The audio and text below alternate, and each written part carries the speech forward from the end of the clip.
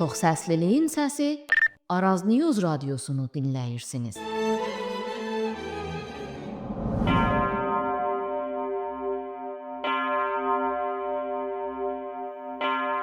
Təbrizin qəlbində uzun illərin xatirəsini daşıyan bir meydanda hər saatda bir səs yüksəlir.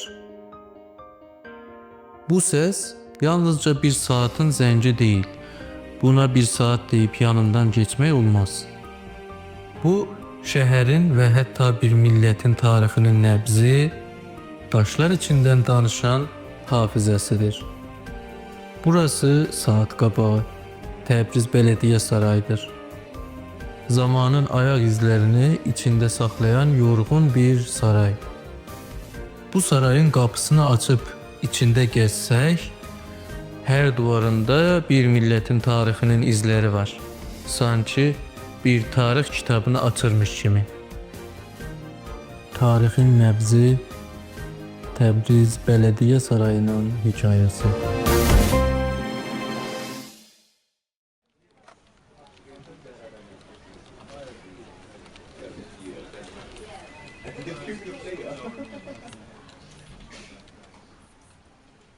Bu bina 1934 ilində Təbrizin qədim Nobər məhəlləsində bir zamanlar bir məzarlığın üzərinə tikildi.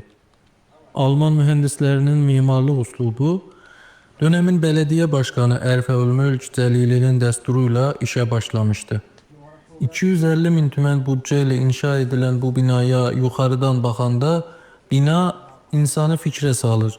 Çünki qanadlarını açmış göyə doğru yüksələn bir qartal kimi görünür. Sanki şəhərin ortasından böyük cüssəli bir qartal qanadlanacaq. Sanki Təbriz bir anlığına yenidən uçmağı hatırlayacaq. 30 metr yarımlıq saat qülləsi 4 cəbhəsi ilə şəhərin 4 cəhətinə baxar. Saat isə İngiltərənin məşhur Gillett & Johnson şirkətinə aiddir. 100 ilə yaxın bu müddətdə durmadan işləyir. Hər tik-tak Təbrizin qəlbindən gələn bir nəbz kimidir.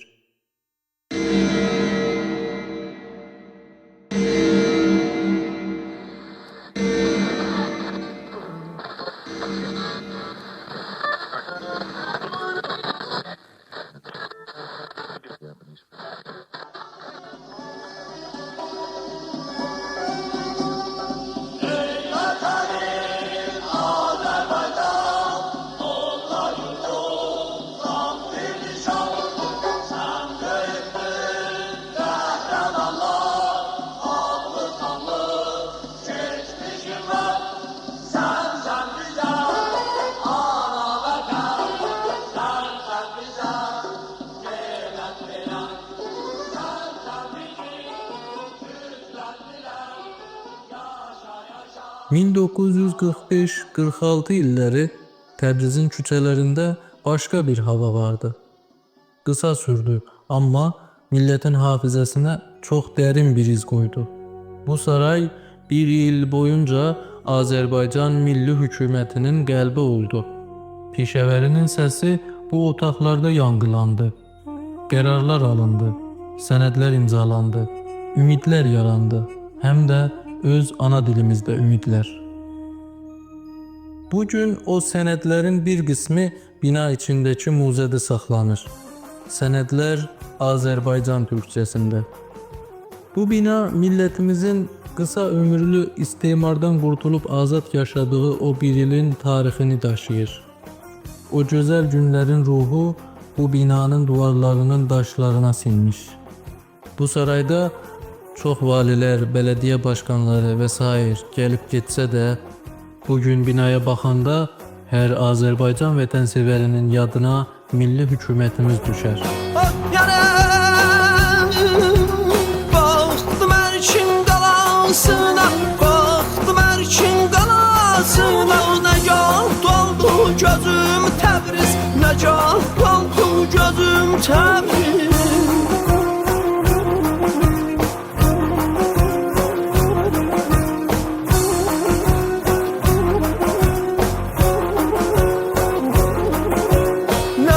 Saldım bina təsdiq etdim özüm Təbriz, təsdiq etdim özüm Təbriz, təsdiq etdim özüm Təbriz, təsdiq etdim özüm Təbriz.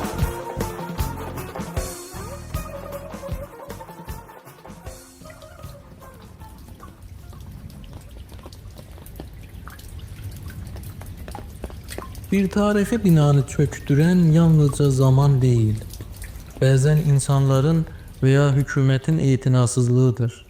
Təbriz Şəhər Şurası illərdir toplantılarını burada geçirir. Günlük giriş-çıxışlar bu köhnə binanı yorur. Duvarlarda çatlar yaranıp rutubət tavanlardan içeri süzüldü.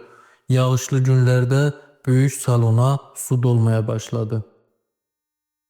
2017'de binanın daşıyıcı bölümlerinde çatlar ve kullenin metal daşıyıcı iskeletinde ciddi paslanma olduğu bildirildi.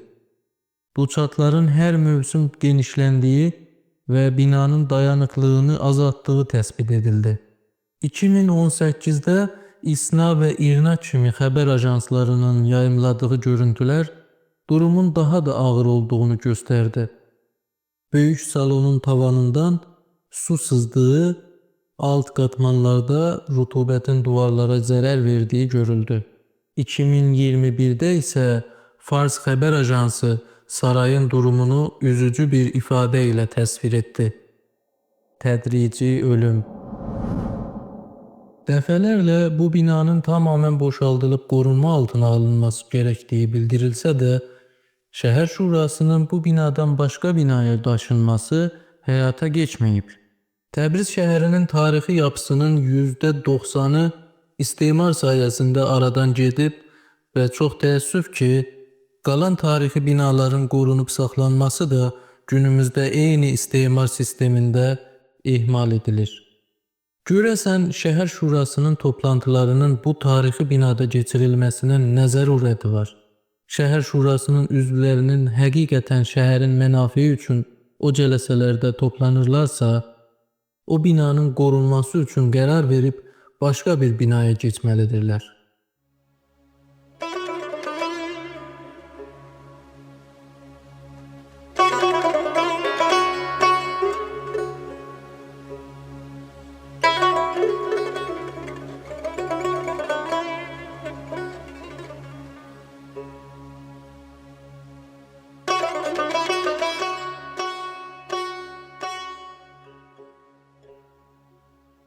Bir bina bazen yalnızca taş ve kerpiçten ibaret değil. Bazen bir milletin tarih defteridir. Korunup saklanması ve gelecek nesillere ötürülmesi lazım. Bugün saat qabağına yolumuz düşende saati bilmek için o saat kullesindeki saate bakmırıq. Çünkü teknoloji sayesinde bugün hamımızın elinde bir telefon veya kolumuzda saatimiz var. Ancak saat meydanından geçerken geçmişimize bakmak, onu hatırlamak mümkündür. O binanın qabağından geçerken milli hükümetimizin bu binadan Azerbaycanımızı idare ettiğini hatırlamak olar. Ve elbette gelecekte yine de Azerbaycan'ın Təbrizdən, Azerbaycanlıların öz eliyle idare olabileceğine inanmak lazım. Geçmişle geleceği birbirine tiken bu tarihi tikili korunmalıdır. Çünkü tarihi binalar bir milletin geçmişini ve tarihini o millete hatırladar. Geçmişini ve tarihini bilen millet ise kimliğine sahip çıkar. Öz milli mənafeyini korumaya çalışar. Təbiidir ki, Təbriz şəhərinin tarixi yapısını məhv edən istimari zihniyyət bizim tariximizi unutmağımızı ve ardından da öz kimliğimizden uzaklaşmağımızı istəyir.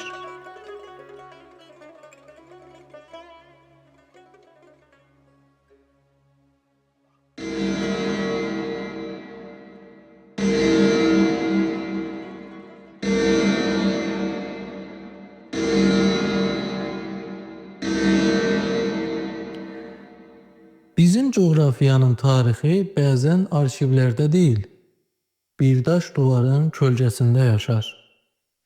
Eğer onları itirsek, fakat bir binanı değil, toplumsal hafızamızı, bir hikayeyi de itirmiş olarıq.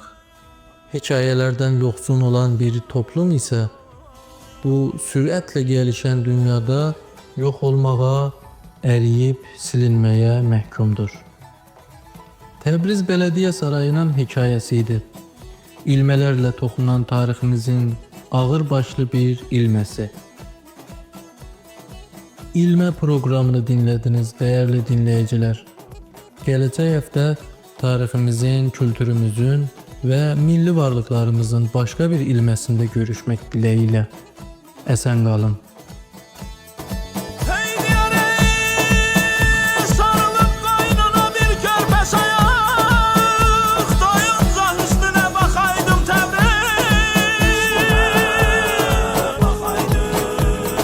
Bakaydım Təbriz. Sen olaydın bir dağ, ben de bir bulak, şır haşır koynumdan akaydım Təbriz. Şır koynumdan akaydım Təbriz.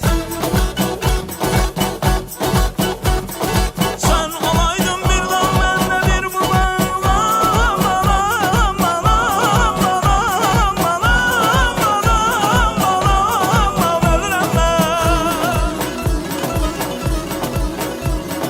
Hele şır haşır koynumdan